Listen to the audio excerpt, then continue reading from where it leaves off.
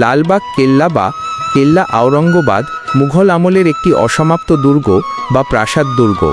এই স্থাপনাটির ইতিহাস ও বৈশিষ্ট্য সম্পর্কে কিছু গুরুত্বপূর্ণ তথ্য নিচে দেওয়া হলো। নির্মাণ শুরু ১৬৭৮ সালে মুঘল সম্রাট আওরঙ্গজেবের পুত্র শাহজাদা মোহাম্মদ আজম শাহ এই দুর্গের নির্মাণ কাজ শুরু করেন। সে সময় তিনি বাংলার সুবাদার ছিলেন।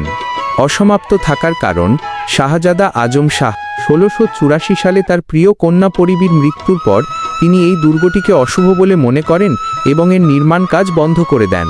স্থাপনা লালবাগ কেল্লার প্রধান তিনটি কাঠামোর মধ্যে রয়েছে পরি বিবির মাজার, একটি মসজিদ এবং এই ভবনটি, যা দিওয়ান-ই-আম বা সুবাদারের বাসভবন ও হাম্মামখানা হিসেবে পরিচিত।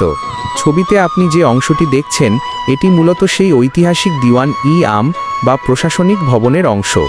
নামকরণ দুর্গটি ঢাকার লালবাগ এলাকায় অবস্থিত বলে এটি লালবাগ কেল্লা নামে পরিচিত, তবে শুরুতে এর নাম ছিল কেল্লা আওরঙ্গাবাদ। বর্তমানে এটি বাংলাদেশ প্রত্নতত্ত্ব অধিদপ্তরের তত্ত্বাবধানে সংরক্ষিত একটি জনপ্রিয় ঐতিহাসিক নিদর্শন এবং পর্যটন।